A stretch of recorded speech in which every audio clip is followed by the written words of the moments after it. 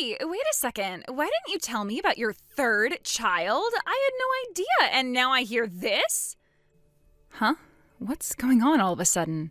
I just found out from your mom today. You're having a third child? Why didn't you tell me? Are you mocking me because I can't have kids? No, Jamie, that's not it at all. I didn't mean to make you feel bad. It's just that I heard you've been struggling with some gynecological issues recently, and the whole infertility thing came up. I didn't want to add to your stress, so I decided to hold off on sharing the news until you were in a more stable place emotionally. I was just trying to be considerate. That's a lie! You were mocking me, weren't you? You know, I didn't ask for this illness, right? I didn't want to be infertile. I've wanted kids for so long, and now you're telling me about your third child like it's no big deal? Hey, calm down. I just heard about it through the grapevine from my mom, and honestly, it's not like there's no hope left for you. There's still a chance. Don't worry. And besides, isn't your husband fully on board with the treatments now? No, it's never going to happen. My treatments are so hard, and no one knows when it will end. My husband doesn't really understand how tough it is. Everyone else around me can have kids easily, and I'm stuck trying for so long with nothing to show for it. I wanted to have kids while I was young, you know. I wanted a big family, and now it feels like it's slipping away. You're so lucky. You're just popping out babies one after the other, and I can't even get one. All right, calm down, okay? You're only 24, both you and your husband. There's still time, and it's not hopeless. If it's really hard for you, don't get mad at me. Talk to your husband. Work together. Figure things out as a couple, okay? I can't calm down. I want a baby now. If I can't have one, you should at least let me take one of yours. Come on, just give me your third child. I'll adopt them. Wait, what? Are you seriously asking me for my child? You're out of your mind. Why not? You've got 3 kids now. That's more than enough, right? If you don't need all of them, why don't you just give me one? I'll adopt them and it will be perfect. You'll be helping me and you won't even notice the difference. You've got the resources to raise 2 kids and I'll finally be able to stop struggling with infertility treatments. We both win. I swear I'll raise them with so much love and care. I won't let them feel like they're missing out on anything. What are you even saying? I didn't ask for any of this. I've been trying so hard for this third child and now you want me to just give them away? I have been through so much to get here, and you think it's that easy? I don't get it. You're just popping out kids like it's nothing while I've been stuck for so long trying to make my dream come true. I deserve one of your kids. I can raise them just as well as you can. It's the best option for both of us. And honestly, you don't even need a third one. You're fine with 2. No, I'm not giving you my child. I never said I didn't want them. I wanted this third child just as much as the first 2. You can't just ask for my kid like that. But it's so unfair. You're doing fine with your 2 kids, and I'm stuck in this never-ending cycle of treatments. This isn't about you needing a third kid. It's about me needing a chance to be a mom, too. I'm not asking for too much. Jamie, seriously, calm down. I can't just give you my child. What you're asking is unreasonable. This isn't some simple favor I can just do for you. I'm not going to sacrifice my own family like that for you. But I need this. I've wanted a child for so long, and I can't just keep waiting around, losing hope. You're my best friend. We've been through everything together, and now you're telling me I can't even have this one thing? This is not how it works, Jamie. This is not a simple request. If you want a child, you need to work through your situation with your husband, not try to take what's mine. No, I don't care anymore. I just want a baby. You're just being selfish. You've got your kids already, and I've got nothing. Just please listen to me. You're not thinking straight. You're acting out of desperation, but you can't just take someone else's child. That's not how family works. And you're not in the right state of mind right now. No, you're wrong. I'm fine. I'm doing this because I need this so badly. If you won't give me your child, then I'll figure it out myself. I'm getting one, even if I have to go through every option available. Okay, this isn't a solution. You need help, not a rash decision like this. Please think about what you're doing. You're not going to help me? Then I'll just do it on my own. I'm leaving now, and when I come back next weekend, I'll take that baby. You'll see. Everything will work out. Jamie, no, this is not okay. You need to stop right now.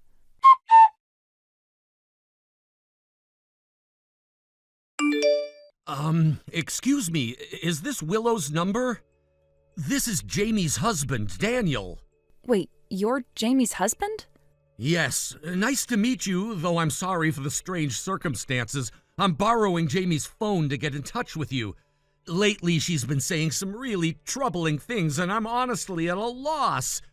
She suddenly decided to stop her infertility treatments, and, well, she started talking about adopting your child. Your third child, to be specific.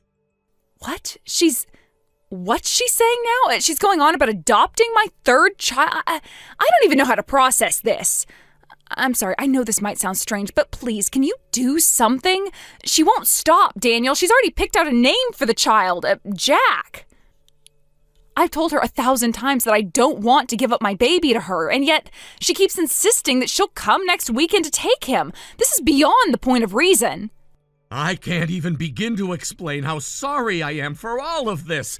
I only found out about her desire to adopt your child recently, and I've tried everything to get her to see sense. I've been speaking to her daily, but she won't listen.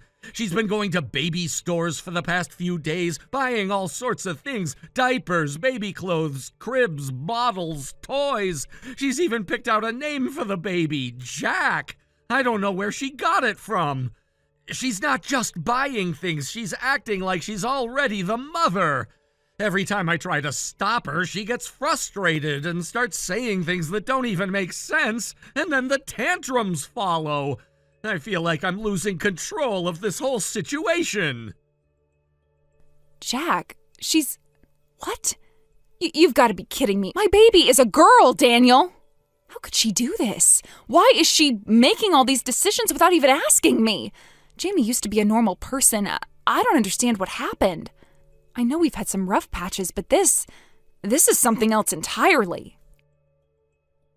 I know, I really do. It's been difficult to watch. Jamie's been struggling a lot with the infertility treatments. It's been mentally and physically exhausting for her. But it seems like she's lost touch with reality. I don't want to make excuses for her behavior, but it feels like she's trying to cope by escaping. She's putting all her hopes into this fantasy, this idea of adopting your baby. And I know it's not right to drag you into this, especially when you have your own family and life to manage. I'm really sorry that it's come to this. I'm really scared, Daniel. I can't believe what I'm hearing. This whole situation is overwhelming me. I never thought Jamie would go this far. She's always been stubborn, but this is like she's lost herself. I feel like I'm being invaded, like my privacy and my family are under attack. What am I supposed to do with this? I don't even know where to go from here. I understand, truly. I've been doing my best to control this situation, but I can't do it alone. It's hard because I've got my own work to focus on. But Jamie's becoming more and more fixated on this idea. I'm trying to prevent her from coming over, but it's not easy. I thought maybe it would be best for you to take a break from all this, go somewhere safe, away from the situation for a while, at least until Jamie calms down. You deserve some peace of mind, and this situation is anything but peaceful. I see what you mean. You're right. I can't stay here, not with Jamie getting worse. It's just so unsettling. But where can I go? I don't want to be near Jamie, but I don't have many options. I can't stay here, not knowing what she might do next. But at least if I go to my sister's, I'll feel a little safer. Jamie won't know where she lives, and I think that's the best option for now. I think that's a good idea. You're absolutely right to be cautious. I'll keep doing my best to talk to Jamie and help her realize that she can't do this. I'll keep trying to calm her down, but she's being really difficult. Please don't feel bad about needing to step away from the situation for a while. This is about your safety and peace of mind. Thank you, Daniel. I really appreciate you saying that. This whole thing has been so confusing. I never expected any of this. But now I need to think about what's best for my baby, and I have to protect her. I'll go to my sister's and stay there for now. I just hope Jamie realizes how out of line she's being before it's too late. You're doing the right thing. I know this is a lot to handle, but we're in this together. I'll keep you updated on how things go with Jamie. I'll do everything I can to make sure she comes to her senses.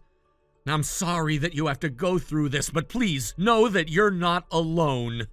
We'll get through this somehow. I really appreciate that, Daniel. I know this is hard for you, too. Please try to keep Jamie safe and help her calm down. I know she's been through a lot, but I just don't know how much more of this I can handle. I promise I'll keep doing my best. I'll stay on top of it. And if you ever need anything or need help, just let me know. I'm so sorry for everything, and I'll do whatever it takes to help you get through this. Thank you. I just want this to be over. I want peace for both of us. We'll get there, I promise. Take care of yourself. We'll figure this out one step at a time.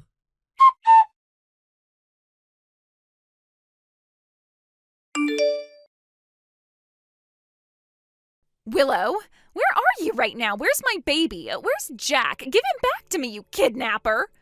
What? You really came to my house? This needs to stop right now, Jamie.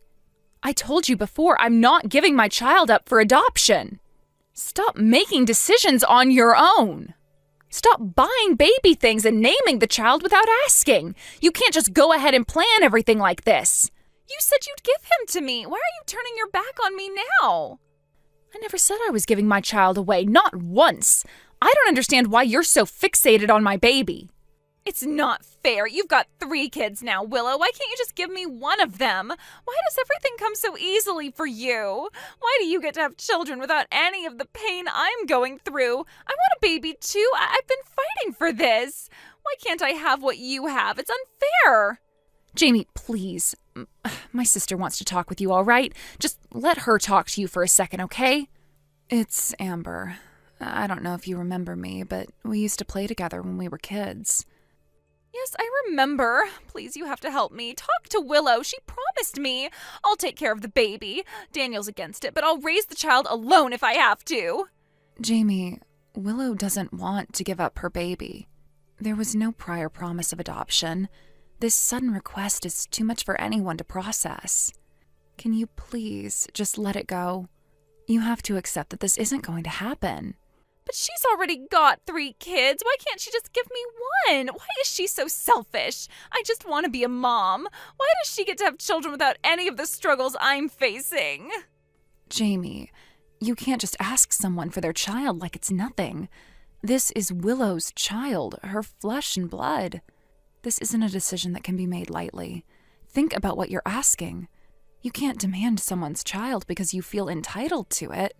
You need to take a step back and reflect on your actions. You're not listening to anyone, and it's causing so much pain for everyone involved. Shut up. You don't understand. I have been trying so hard to get pregnant, and I can't. I'm doing everything I can, but nothing works. Meanwhile, people like Willow just get pregnant so easily. Why does she get to have everything, and I don't? I do understand. I know how hard it is. I've been through the same thing. I didn't have a disease like you, but I was still left infertile. I lost my ability to have children years ago. My ex-husband's mother pushed me down the stairs while I was pregnant, and after that, I couldn't carry a child. I tried everything, but it was too late. My ex-husband didn't help me through it. In the end, we divorced. I know the pain, Jamie, but I had to come to terms with it. And I don't want you to go down a path that'll only make things worse.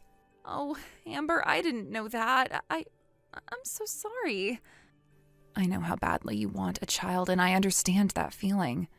I know infertility treatments are painful. I know it's hard when nothing seems to work. But you can't take someone else's child to fill the void inside you. It will never make things better. I don't know what to do. I just wanted to be a mom so badly. It feels like everyone else gets what they want, and I'm stuck in this endless cycle of disappointment. I know how it feels, but you've got people who care about you. Your husband, your family, and your friends, they're all here to support you. And you don't have to go through this alone, but taking Willow's child isn't the answer. It's just going to cause more pain for everyone involved. You need to let this go and focus on healing and the support around you. You're right, Amber. I've been so selfish. I've hurt Willow, and I don't even know why I did this. I just feel so lost, but now I see it. I need to let go of this. I'm so sorry, Amber. I'm sorry for everything. I'm glad to hear that, Jamie. You're not alone in this. Maybe you should think about seeing a counselor. I can recommend the places where I went. It helped me when I was at my lowest, and it could help you too. take your husband and go. And when you're ready, you can apologize to Willow. But first, you need to heal. Yes, you're right. I'll go talk to Daniel and figure this out. Thank you, Amber. I don't know what I would have done without you. You're welcome. Take care of yourself, Jamie. And get the help you need. I'll always be here for you. Thank you. I'll do better. I promise.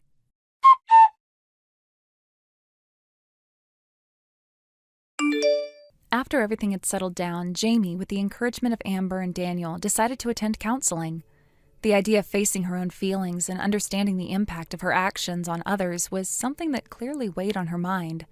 The decision to seek help wasn't an easy one for her, but it was a step towards healing. Amber, who had been a constant source of support for Jamie, along with Daniel, who had seen the effects of her behavior on both herself and those around her, had both gently guided her towards this decision. They knew that Jamie needed to come to terms with her actions in a way that only professional guidance could offer. It wasn't just about fixing what had happened. It was about making sure that Jamie could move forward, healthier and more self-aware. For a long time, Jamie had been dealing with the consequences of her choices, and it was clear to anyone who knew her well that she carried a heavy burden. But as she began to attend counseling, something started to shift in her. She was no longer the same person who had made those rash decisions. There was a new sense of clarity in her eyes, a hint of peace that hadn't been there before. Jamie was learning to face the things that had haunted her, both emotionally and mentally. And she was beginning to understand how those things had affected her and the people around her. It wasn't an overnight change. It took time, but Jamie was committed to it. One day, not long after she had started counseling, I received a letter from Jamie. It was a handwritten apology, heartfelt and sincere. She expressed her regret for everything that had happened between us. She wrote about how deeply she regretted the pain she had caused and how much she had come to understand the consequences of her actions. There was something raw in her words, something vulnerable, that told me this wasn't just an apology for the sake of making amends. It was an apology because Jamie genuinely recognized her mistakes. In the letter, she shared how much she had changed over the past few months. Jamie spoke about her struggles, her journey through counseling, and the emotional growth she had experienced during that time. But perhaps the most unexpected part of the letter came when she talked about her decision regarding fertility treatments. It was something that had always been a dream of hers, and yet, for reasons that were deeply personal, she had put it on hold for a long time. In the letter, Jamie expressed her desire to try again. She wrote that once she felt mentally and physically stable, she would like to pursue fertility treatments once more. She had never given up on the dream of becoming a mother, but for a long time, the emotional weight of everything she had gone through had made it difficult for her to even consider it. Now, however, it seemed that she had regained the strength to try again. That was a significant moment for her, taking the step to openly talk about her future goals and the healing she was experiencing. It wasn't just a matter of apologizing for the past, it was about recognizing that her journey wasn't over. There was still hope, still a chance for her to create the future she had once envisioned, and it was a future where she could be a mother, something she had dreamed of for so long. Time passed, and I tried to process everything. I had always wished for Jamie's healing, but seeing her take ownership of her actions and taking concrete steps toward a better life was a kind of resolution I didn't know I needed. She was no longer the same person who had hurt me in the past. There was growth and maturity in her, and even though the past couldn't be erased, there was a glimmer of hope in the letter that spoke to her genuine effort to make things right. Then, a year and a half later, I received another letter from Jamie. This time it came with pictures of her husband, and a small ultrasound image. It was a moment of pure joy and excitement for her, one that she wanted to share. She had finally achieved what she had worked so hard for. Her fertility treatments had been successful, and she was pregnant. I could tell from the photos that this was a moment she had dreamed about for so long, and now it was finally happening. The joy in her letter was undeniable, and as I read it, I felt a wave of emotion wash over me. There was a part of me that was deeply happy for her, knowing that she had made it through the struggles and was now on the path to something truly wonderful. It had been such a long and difficult journey for Jamie, and seeing her on the other side of it, so full of hope and happiness, was a powerful reminder of the strength of the human spirit. Jamie had faced her mistakes, learned from them, and had not let them define her. Instead, she had chosen to move forward, heal, and create the life she had always wanted. The news of her pregnancy was a reflection of all the hard work she had put into herself, and the ways she had worked to build a new life for herself and her family. Thank you for watching and listening. We hope you enjoyed the video. Don't forget to like this video and subscribe. Also, feel free to leave a comment about what you thought of the story. We look forward to seeing you at the next story. Thank you for watching. Please subscribe and hit the like button. See you next time.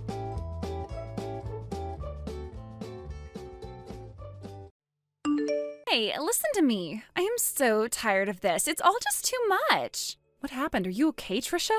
Something seems off. Did something happen? You've been a bit out of sorts today. Well, yesterday, one of the seniors from my circle, you know, the one who's always trying to get me involved in things, told me I had to go to this group date, and I ended up going because she insisted. I wasn't really interested in it, honestly. It wasn't my idea. But she kept saying how it would be a great experience for me, and I felt like I had to go. You know how it is when they give you that kind of pressure. Oh, I see.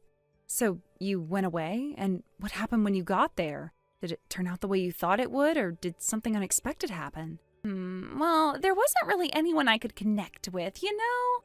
But the thing is, all of the guys were totally into me. It was like they couldn't take their eyes off me, and I wasn't sure if I liked it. Honestly, it got uncomfortable. And the worst part, the other girls at the table, they were giving me these looks like daggers. I could feel them glaring at me the whole time. I'm not even exaggerating.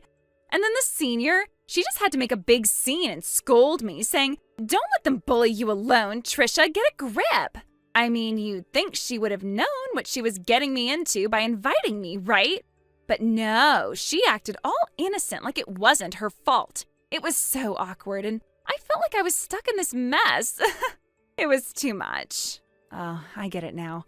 It sounds so stressful. I can't even imagine how you must have felt, but I guess it's over now, right? You won't have to go to another one of those for a while. You'd think so, right? But no. The same senior texted me later and invited me to another one next week. Can you believe it? She is relentless. And honestly, I'm starting to feel like I'm just being used. Like when I show up, it's supposed to make the guys more eager to join in, you know? Like I'm some kind of prize or something. I don't even have time to deal with this stuff. I've got my own life, but she just keeps pushing me into it. Why don't you just say no next time?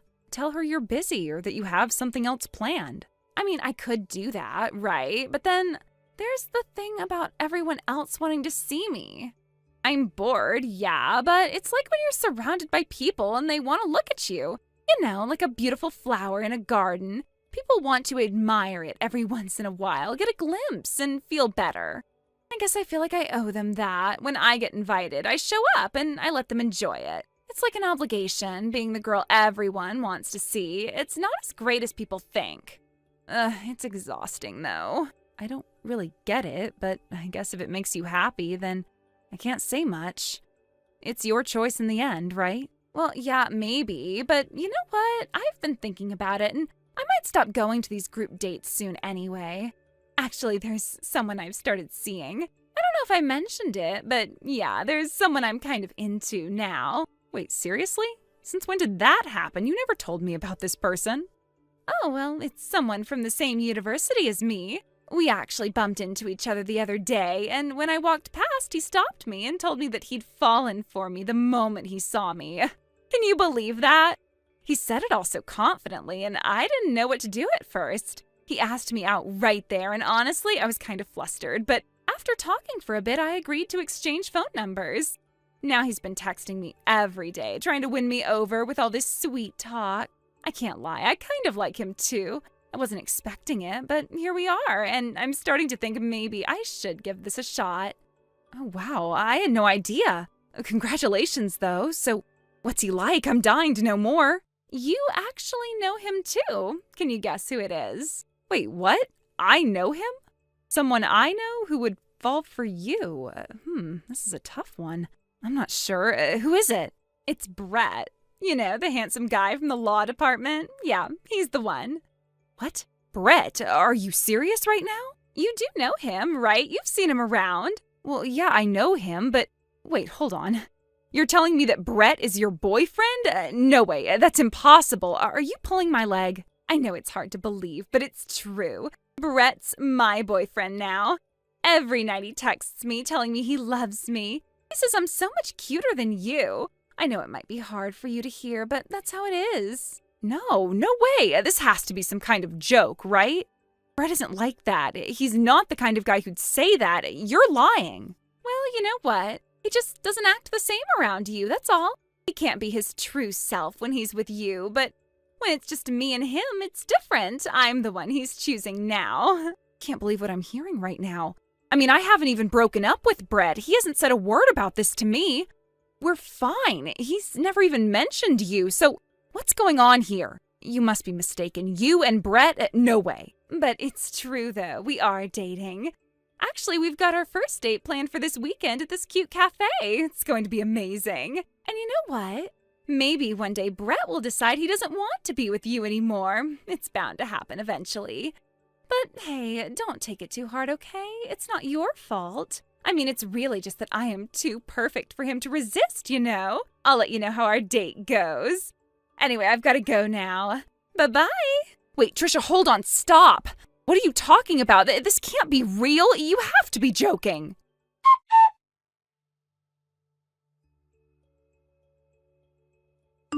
Hey, Brett, did something happen with Trisha? Huh? What do you mean? Did that girl say something to you? That girl? Wait, is there something going on with her? Can you tell me more about what's going on? Well, it was about a week ago. I was just walking around campus when suddenly she called out to me, and I remembered she was your friend, so I thought it'd be nice to chat with her for a bit. Then out of nowhere, she asked me for my phone number. And after that, from that very same day, she started sending me non-stop texts, like really late at night. I'd get messages until way past midnight. Recently, even in class, she's been texting me non-stop. And if I don't reply, she starts calling me until I pick up. I didn't know how to handle it at first, to be honest. It was kind of overwhelming. Wait, what? That happened? Why didn't you tell me about this earlier? I didn't want to worry you. I thought, well, you're her friend, so I wasn't sure if it would be appropriate to block her, and I didn't want to cause a scene. Honestly, I should have told you earlier, but I didn't want to make things worse. Sorry about that. No, it's not about that, but wait, you didn't tell me this part. Trisha's been going around saying that she confessed to you and that you two are already dating. She even said that you have a date planned for the day after tomorrow. What? No way! That's ridiculous. We didn't make any promises like that, and I'm definitely not dating her. I'm never gonna be with her, no matter what. I don't even think she's my type, to be honest. Who would even go for someone like her? Well, she keeps saying she's so popular and everyone's obsessed with her. She's acting like she can't handle all the attention. Are you serious? That girl with that sticky, unkempt hair, she doesn't do any exercise, and she's got this constant belly showing because of how she slouches all the time. She doesn't even seem like she showers regularly, and her whole vibe is just, well, she's always in those ratty old sweatpants. Who would ever even think about being with someone like that? But you know what she said? She told me she was the star of that group date you went on the other day. She said all the guys were completely captivated by her, that they couldn't stop paying attention to her. Oh, that group date? Yeah, I know exactly what you're talking about. It was actually pretty legendary in a way. Legendary? What do you mean by that? Well, you see, at that group date, the moment we all sat down, there was a whole situation that happened. Let me give you the rundown.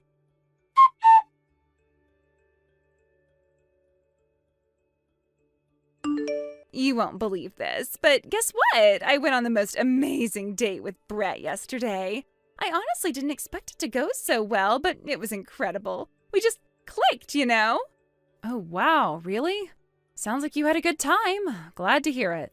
Oh, please don't act all nonchalant about it. I know you're probably sobbing inside because, let's face it, he's my boyfriend now.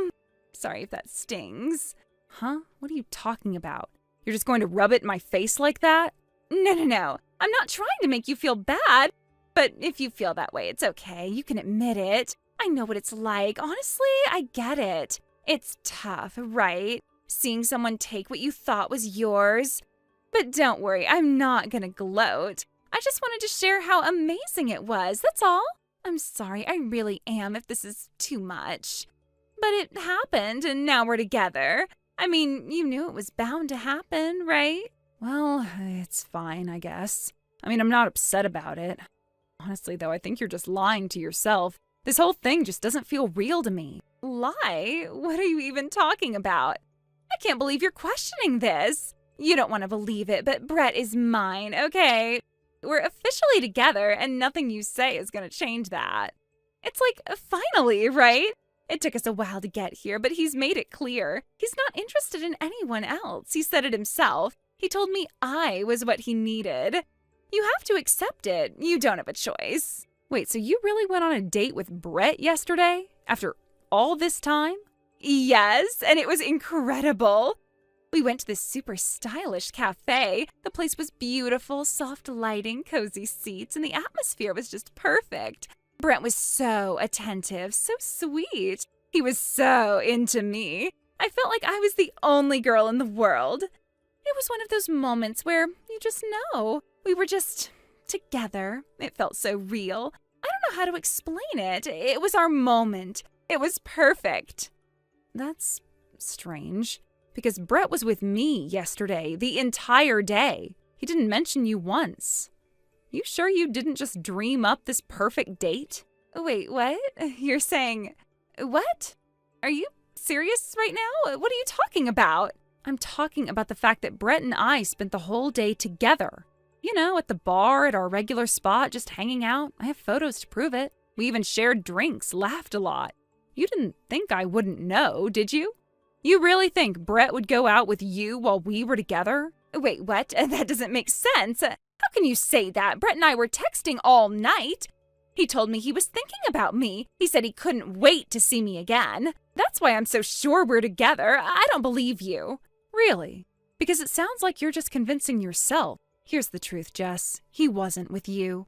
He was with me at the bar, and it was a real date. You're the one lying here, not me. But don't worry, I'll show you. See? It was real. It's not something I'm making up. What? No way. That's just impossible. You're lying. That's not even Brett. No way. I can't believe you. You're so full of it. I'm not going to let you drag me down like this. Oh, I'm sorry. Did I offend your fantasy? It's cute how you keep pretending, but let's be real here.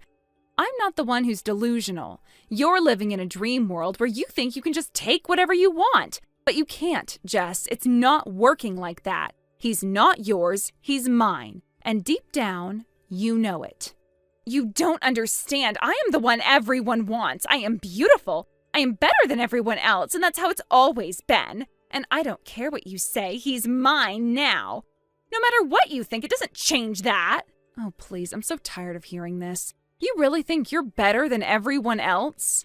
You honestly believe that just because you think you're pretty, you can treat people like garbage? That's the part you don't get. Looks aren't everything. And it's your attitude that makes you unbearable. You're rude, you're entitled, you think the world owes you something. That's why people can't stand you. Not because you're beautiful, but because you're toxic. And guess what? Brett doesn't want that. No, you have no idea what you're talking about. I'm not toxic. I'm amazing. I'm worth it. And if you can't see that, then that is your problem. But I'm not going to sit here and let you tell me I'm anything less than perfect. You just want to tear me down because you're jealous. You can't stand that I'm happy that he chose me, not you. No, Jess, I'm not jealous. I'm honestly just tired of you hurting people. You think you're the center of the universe, but you're not. Brett's tired of you too. In fact, he's been blocking you. His friends too. They all just want you to leave them alone. He doesn't need you, and he certainly doesn't want you. That's the truth, and you'd better accept it. No, you can't just do this to me. I'm supposed to be the one they want. I'm the one everyone's supposed to look at. I deserve to be the one in the spotlight, not you. Why isn't anyone listening to me? Why can't everyone just do what I say? Because that's not how life works, Trisha. You can't force people to care about you. You can't make them see you the way you want them to. You can't take people's attention by acting like an entitled, selfish brat. And the worst part? You're blind to your own flaws. You think you've got everything figured out, but really? You're just isolating yourself more and more. And it's only a matter of time before you push everyone away. You're wrong. You're all just jealous of me. I'm better than you all. I should be the one everyone loves. I'm not going to change for anyone. And you can't stop me. I'm done with this, Trisha. You can scream and yell all you want, but it's not going to change anything. You're just digging your own grave. So go ahead, keep acting like the world revolves around you, but don't come crying when it all falls apart. I'm blocking you. For good this time.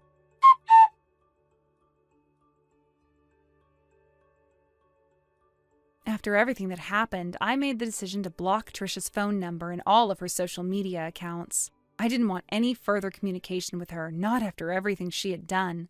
I had already tried to be patient and understanding with her, but after all the manipulative behavior and the way she had treated not just Brett, but others around her, I couldn't justify letting her continue to be a part of my life. It wasn't just about protecting myself anymore. It was about cutting ties with someone who had crossed too many lines. Trisha had always had a certain way of manipulating people to get what she wanted, but when it came to her interactions with men, it seemed to reach new heights. She was relentless, messaging men she barely knew and forcing them into conversations they didn't want to have, just like what she had done with Brett. It was disturbing to watch, and I couldn't understand how she thought this kind of behavior would be acceptable. She wasn't just pursuing attention, she was actively pushing people into uncomfortable situations, demanding responses from them, whether they wanted to engage or not. The way she harassed Brett was just the beginning, and I was horrified to realize that it wasn't an isolated incident. From what I had heard, Trisha didn't seem to learn from her past mistakes. Instead of trying to change her approach, she repeated her behavior, trying to get the same reactions from other people. But the more people she tried, the more isolated she became. The other students at the university caught on to what she was doing, and before long, she had alienated almost everyone around her. When you keep pushing people away, eventually there's no one left to turn to, and that's exactly what happened to Trisha. I'm sure it wasn't easy for her. No one likes to be ignored or rejected, but she had brought it upon herself. She kept reaching out, trying to interact with people who weren't interested in her behavior, and yet she couldn't seem to understand why they weren't responding. I remember hearing stories from others who had been on the receiving end of her harassment. They'd tell me how uncomfortable they felt when she approached them out of nowhere, demanding their attention. Some of them even said they tried to be polite at first, but as the days went on, it became clear that she wasn't just interested in casual conversation. She was after something more, and she wasn't going to stop until she got it. I think, eventually, the constant rejection started to take its toll on Trisha. Her need for attention seemed to overshadow everything else, and it became clear that she was no longer just trying to form connections. She was trying to fill some deep-seated void within herself. When people keep shutting her down, I imagine it must have felt like a punch to the gut every single time. But that's the thing about trying to force connections. They're never genuine. And in the end, she was left feeling more alone than ever. As her attempts to reach out continued to be ignored, Trisha's behavior grew even more erratic. It wasn't long before she stopped showing up to class altogether. It was as if she had given up completely. Maybe she had finally realized that no one was going to take her seriously anymore. Or maybe she had just reached a breaking point where the constant isolation became too much for her to bear. Whatever the reason, Trisha disappeared from the university scene, no longer a part of the social dynamic she had once tried so hard to insert herself into. I didn't know what to think when I heard that Trisha had stopped coming to campus. Part of me felt relief. At least I wouldn't have to deal with her anymore. The thought of not having her constantly lurking around or trying to invade my space was a welcome change. But at the same time, I couldn't help but feel a twinge of sadness. I didn't want to feel sorry for her, but I couldn't deny that it was hard to not wonder what had happened to her. She had pushed so many people away, but underneath all of that, she was still a person. What had driven her to this point? Was she really okay? Or was this just the beginning of a deeper downward spiral? I think a part of me wanted to believe that Trisha could change, that she could somehow learn from her mistakes and come to understand why her actions had hurt so many people. But another part of me realized that she wasn't interested in change. She was stuck in a pattern of behavior that she couldn't break free from, and as long as she kept trying to manipulate and control her environment, she would never be able to form real, meaningful relationships with anyone. It's strange because for a while I had thought that maybe we could work things out. Maybe I could help her see the error of her ways, or at the very least, we could find a way to coexist without all the drama. But after everything that happened, I realized that some people just aren't capable of change. Not until they're ready to take responsibility for their actions and recognize the harm they've caused. And unfortunately, Trisha wasn't there yet. Eventually, the news that she had stopped coming to class seemed to spread throughout the university. Some people were concerned, wondering what had happened to her, while others were simply glad that the chaos had finally quieted down. There was no longer the constant fear of what she might do next, no longer the uncertainty of whether she would harass someone else or create another scene. For those of us who had been directly affected by her behavior, it was a welcome break. Thank you for watching and listening. We hope you enjoyed the video.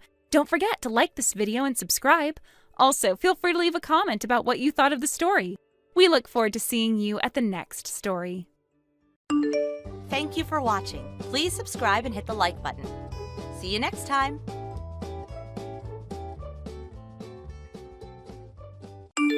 Hey, Lacey, give me some money right now. Jay, again? Didn't I just give you $300 last week? Don't tell me you already spent all of it. Course I did. What do you think money's for? Things kept coming up. Not my fault, so don't start blaming me. Anyway, just transfer $500 into my account by tomorrow morning. Unbelievable. Jay, you seriously need to get a job. Wow, look at you, talking all big now. Since when did my little sister start acting all high and mighty? Moving out really went to your head, huh? It's not about that. I just decided to start saying what needs to be said. And honestly, don't you feel embarrassed begging your younger sister for money like this? Not really. We're family. If one of us has money, what's the big deal in sharing? It's not like you're broke. That's not the point, and you know it. I can't be your personal ATM forever, Jay. Damn, listen to you. Calling yourself my ATM like it's some official title or something. I'm just using words you'll actually understand. Self-awareness. Love to see it. Anyway, speaking of ATMs, make it an even 1,000 this time. Thanks in advance. Excuse me, did you just double the amount like it's nothing? I am telling you right now, Jay, I have my own bills, my own rent, my own life. I can't just keep sending you money like I used to. Then just move back home. Problem solved. No rent, no unnecessary spending, no need to whine about money. Jay, I moved out for a reason. Oh yeah, I know the reason. It's because of a guy, isn't it? What? You really thought I wouldn't figure it out? Come on, Lacey, you used to spend hours on the phone in your room, whispering and laughing. I'm not an idiot. I could tell from the way you talked. It was a guy. Were you spying on me? Spying? Nah, it's just that this house has walls thinner than tissue paper. I wasn't even trying to listen, but your conversations were basically broadcasted throughout the place. Ugh, I guess I should have known. So, since I was already on to you, I figured as your responsible older brother, I should do some investigating. Investigating? Yeah, you weren't exactly subtle, you know. If you did have a boyfriend, the most logical place to find him was your workplace. So, one day I swung by your office and staked it out. You what? And guess what? I didn't even have to wait long. You walked right out the front door, all smiles, holding hands with some dude. So that's why you moved out, huh? You ditched us to go play house with your boyfriend. Jay, are you serious right now? You were watching me like some kind of stalker? Oh, don't be so dramatic. I was just looking out for my little sister. That's not looking out for me. That's crossing a line. Whatever you say. Either way, I got my answer. And honestly, I knew it. The moment you started acting all secretive, I just knew. Unbelievable. And here I was thinking I should finally tell you the truth. Well, since you've already been spying on me, I guess I don't need to hold back. Fine, you want to know? Yeah, I moved out because of him. He's my boyfriend. We've been together for a year, and we're planning to get married. Oh, so it's been that long, huh? Didn't expect that. You didn't expect me to be in a serious relationship? I mean, yeah, pretty much. No offense, but I always thought you were too much of a homebody to actually date someone. Wow, thanks for the vote of confidence. Hey, I'll admit I was wrong. The guy's not bad looking either. Still wild to me, though. My little sister, all grown up, moving in with some dude talking about marriage. Yeah, well, it happens. Man, things really change, huh? One minute you're some kid running around the house, and the next you're out there starting a whole new life. Kinda weird to think about. Yeah, it is. Anyway, all things considered, this is actually great news for me. How is any of this great news for you? Simple, now I've got 2 people I can hit up for cash. You've gotta be kidding me. What? You're marrying him, right? That means his money is basically your money, and your money is basically my money. So, boom! My financial support system just doubled! That's not how that works. Potato, potato. Anyway, about that $1,000, just send it over and we'll call it even. You are unbelievable. So I've been told. Fine, I'll transfer the money. Knew you'd come through. You're the best, Lacey. But listen to me, Jay. This is the last time. I mean it. After this, I'm done. No more bailing you out. No more bankrolling your spending sprees. And you can tell Mom the same thing. Wait, well, hold on. I mean it, Jay. I have my own responsibilities now, a future I am building. I can't keep holding you up while trying to move forward myself. Huh? You're really serious about this, aren't you? Yeah, I am. Well, that sucks. It does, but it's time, Jay. Yeah, whatever. Good. So, one last favor, though? Jay. All right, jeez. Guess I'll figure something out on my own. Good. But, like, if I really need it. Jay! Okay. Message received loud and clear. Goodbye, Jay.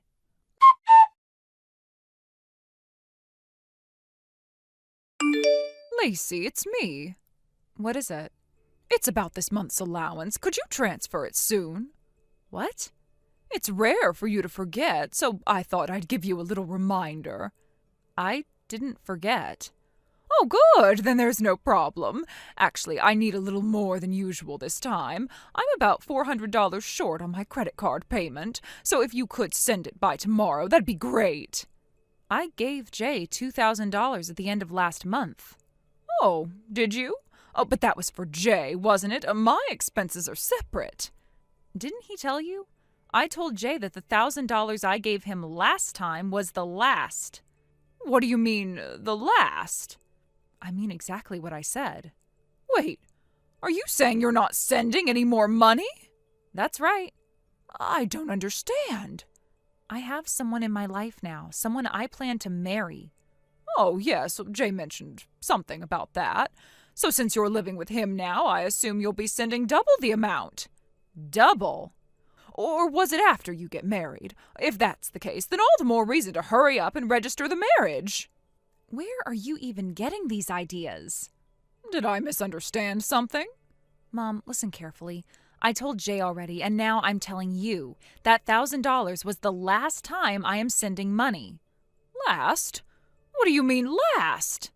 I mean it's over. I'm not doing this anymore. I don't know how Jay twisted my words when he told you, but I have started a new life. I have my own responsibilities now. I can't be your personal bank account forever. Wait a second. That $1,000, that was me being generous, a final act of kindness. But I can't keep carrying you and Jay. It's time for him to get a job and contribute. Lacey, stop right there. No, you stop. Dad's pension is still being paid, isn't it? You have money. There's no reason for you to be so dependent on me. But my credit card bills are your problem. Maybe if you weren't constantly buying expensive things, you wouldn't be in this situation. But I need money. And whose fault is that? Dad left you savings and you burned through them like they'd never run out. Now, instead of cutting back, you expect me to keep bailing you out?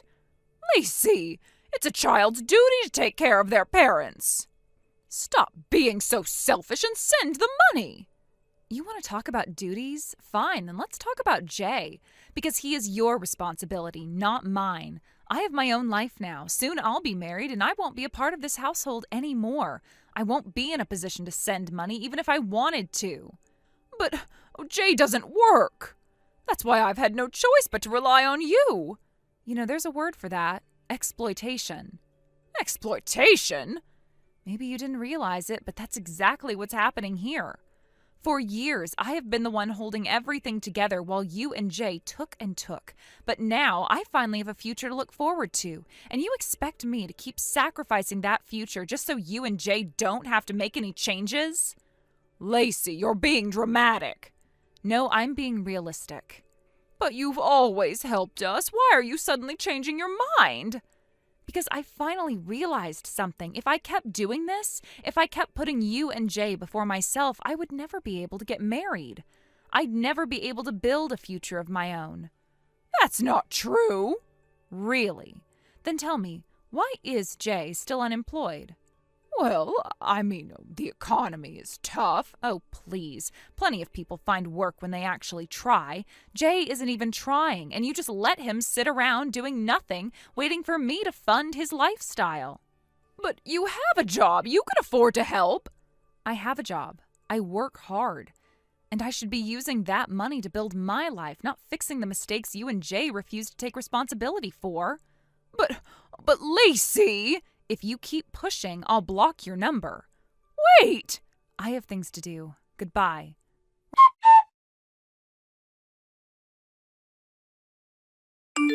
Lacey, you hear me? What the hell are you gonna do about this? Come on, answer me! What is it now? It's about Mom. She's been nagging me about working, constantly telling me I need to get my act together. It's getting really annoying, and it's all because of you! Well, that's great. What's so great about it? It's not a good thing, Jay. Mom's been talking about your life and how you've been living as a NEET, no employment, education, or training. She thinks it's a problem, and she's right. This is a trend that's not going to end well. No, it's not right! Are you seriously going to sit there and act like everything's fine? Like you're not responsible for any of this?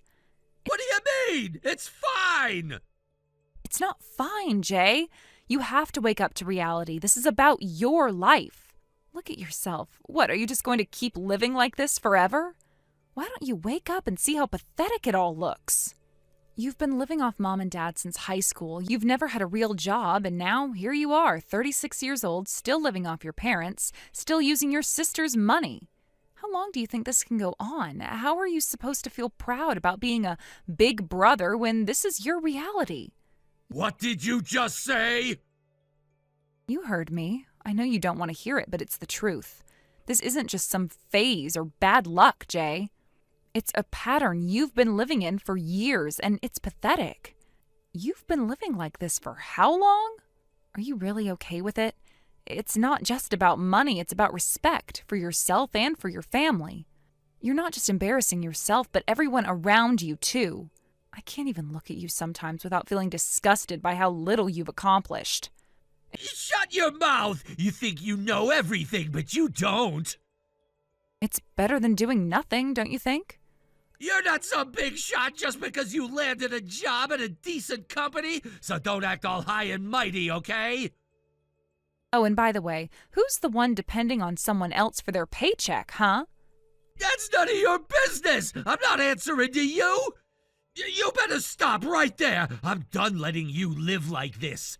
You think I'm joking? I'm coming to drag you back home no matter what it takes. You can cry, you can scream, but I'm taking you back. No more excuses! Oh, so you know where I am, huh? Of course I do! When I went to see your boyfriend, I saw you two heading into the apartment together. I didn't just look the other way, you know. I made sure to follow through on what I needed to do. You may think you're smart, but it's not hard to figure out where you're hiding. You're not as clever as you think you are. Oh, really? You're so confident about this. You won't be so smug once I'm done with you. The clock's ticking, Lacey. Enjoy your so-called freedom while it lasts. It's all over now.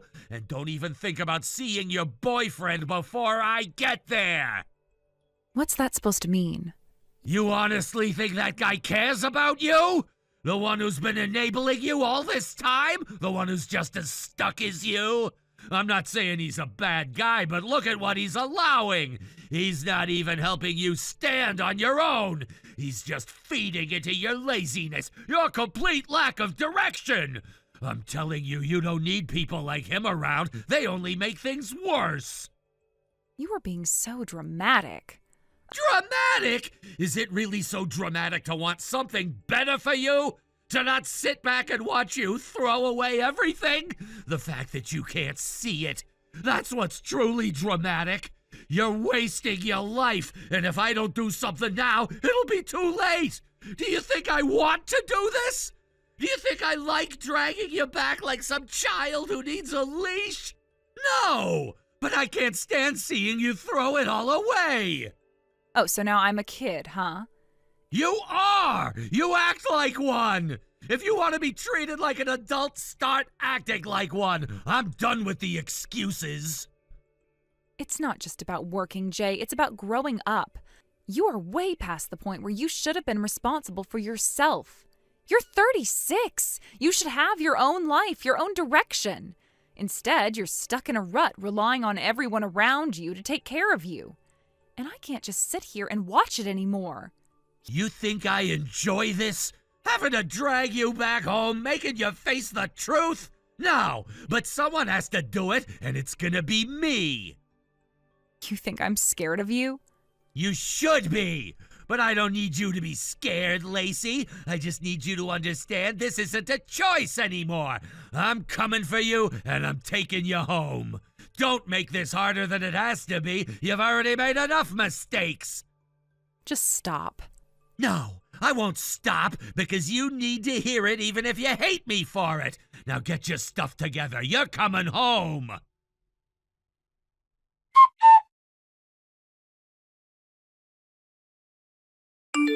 Lacey, I know you're in there. I've been waiting for what feels like an eternity, and I'm not gonna let you hide from this anymore. I'm here to pick you up, and I expect you to open this door.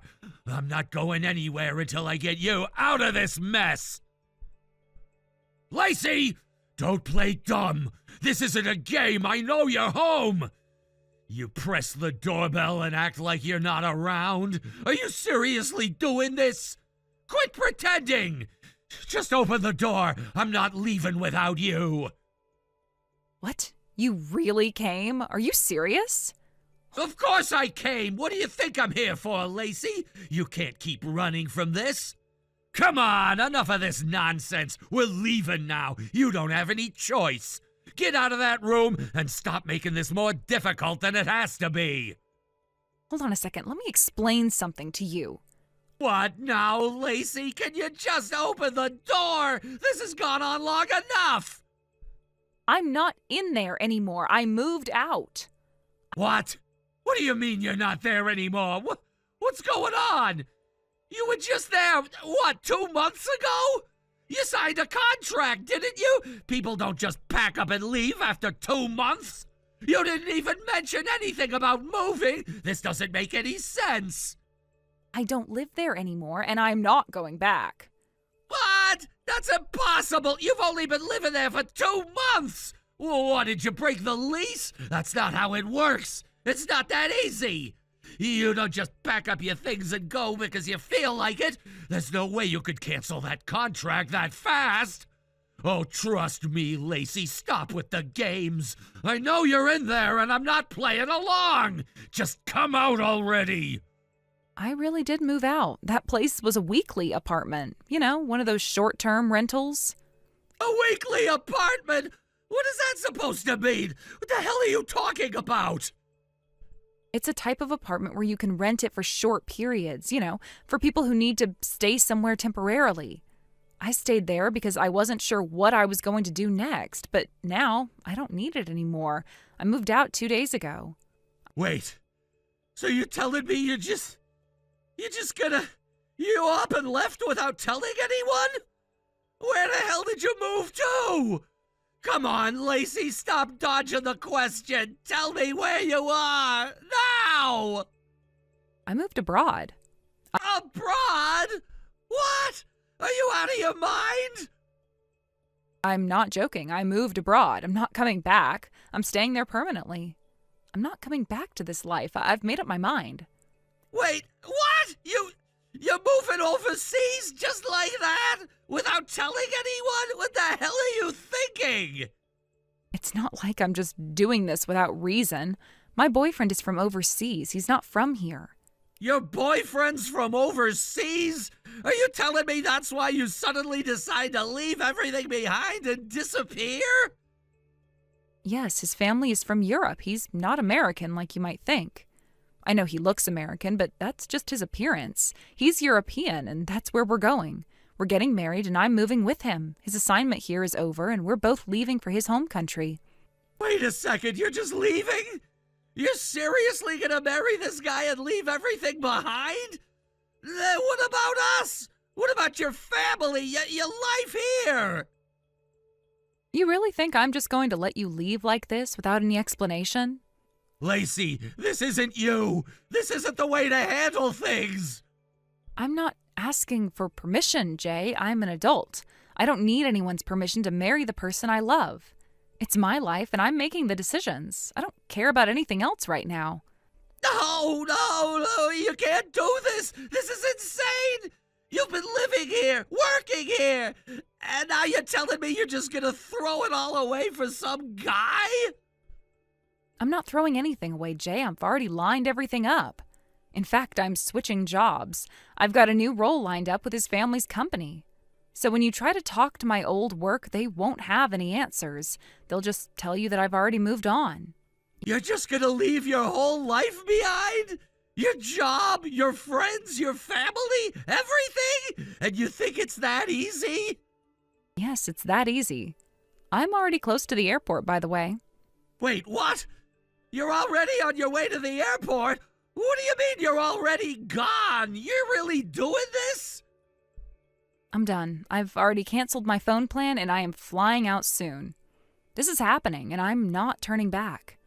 What the hell are you saying? You're really just leaving? You're really cutting everyone off like this? I'm sorry, Jay. This is for the best. I've made my choice, and frankly, it's perfect timing. I've been wanting to cut ties for a while now. You know what? I'm glad it turned out like this. I won't have to deal with this anymore. You and Mom can think whatever you want, but I'm not looking back. Wait a damn minute. You can't just leave like this. Not without telling anyone. What about me? What about everything we've been through? You think I owe you anything, Jay? You think you're the one who gets to decide what happens with my life? You know what? I don't care anymore. I'm already out of here. You can't stop me now. Goodbye, Jay. Take care of yourself. I'm serious. Don't follow me. Don't try to contact me. It's over. Goodbye.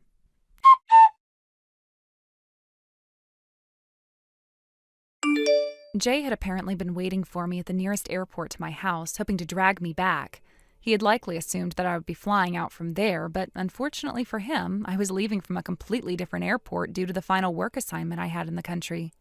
When Jay realized his ambush had failed, he seemed to think he could catch me off guard at my former workplace. It's no surprise that when he arrived, he was turned away almost immediately. The security guards, built like walls of muscle, weren't exactly sympathetic. They made it clear that if he didn't leave right then, they would call the authorities. Jay, who had been doing his best to come across as intimidating and forceful, was reduced to a nervous wreck, nearly in tears as he slunk away, no doubt feeling humiliated. On the surface, Jay may look like the kind of tough, intimidating guy you'd cross the street to avoid. He has that bad boy aura, the kind of guy you'd expect to be a street fighter, the type of person everyone else is cautious of. But in reality, underneath all that bluster, he is an absolute coward. His confidence crumbles at the first sign of serious resistance. He's more bark than bite, and the fact that he thought he could force me into coming back with nothing but intimidation says a lot about his desperation, as well as his lack of understanding about who I am and what I wanted from my life. As if his failure wasn't enough, Jay's next move was even more misguided. In what seemed like a desperate act, he somehow reached out to my grandfather, who is essentially the male figure in my family. My grandfather, who is a man of principle, didn't hesitate when he received Jay's request. However, instead of offering the help Jay was hoping for, my grandfather passed on an urgent financial SOS, alerting him to my situation. To make matters more complex, my uncle, who happens to be my mother's brother, has always been concerned about my well-being. He's been in touch with me on numerous occasions, offering emotional support when I needed it the most. What Jay and my mother didn't know, however, was that my uncle had already been involved. They assumed I was completely isolated and vulnerable, which was far from the truth. In reality, my uncle had been there for me for quite some time, always staying in contact and showing genuine care for my life, despite the distance and despite the misunderstandings that had been brewing in the family for years. It's ironic, really, that Jay and my mother thought they could manipulate my situation with money or guilt, while they completely overlooked the fact that I wasn't as helpless as they thought. The truth is, my uncle has been a silent pillar of support for me, and this only further enraged my mother and Jay when they found out. They didn't see the bigger picture. They saw only their own agendas and their own control over my life. This led to a massive rift in the family. My uncle, as one who would expect from someone who values integrity, was furious when he learned of Jay's actions. I had never told my uncle in detail about what had been happening with Jay, but when he found out, the weight of the situation became clear. Jay's manipulation wasn't just hurting me, it was threatening the delicate balance of family relationships. When Jay's attempt to get my grandfather involved failed, things only got worse. My mother, who had never been good at dealing with conflict, became increasingly hostile. The idea that I could stand up for myself, that I wasn't going to cave to pressure and manipulation, was something she couldn't process. To her, family was about control, and the fact that I had made decisions she didn't approve of, decisions that didn't fall in line with her idea of what I should be doing with my life, made her furious. At first, she tried to convince herself that I was just going through a phase. She tried to downplay my actions, telling herself it was just me rebelling against her. But when she realized that I wasn't coming back, that I wasn't going to let her dictate my life, she lashed out. In her mind, I had become the villain, the one who had turned their back on the family. She never once considered the years of emotional turmoil I had been through, the suffocating pressure of trying to meet her expectations. To her, I was simply a disappointment. And Jay, being the man he was, didn't help matters. Instead of understanding my situation, he chose to follow my mother's lead. He became her enforcer, attempting to twist everything I had done into some malicious plot to hurt the family. When they both realized that I was still not budging, their anger grew. And in a fit of rage, they did the one thing that would ensure any chance of reconciliation was gone. They decided to cut all ties with me. It didn't stop there. The fallout from their actions extended far beyond me. When they decided to sever their connection with my uncle, they didn't just isolate me. They isolated themselves from the rest of the family. Their decision to antagonize my uncle, someone who had always had my back, led to an irreversible split. I didn't want to be the reason for this division, but I couldn't ignore the fact that they had left me with no choice. Thank you for watching. Please subscribe and hit the like button. See you next time.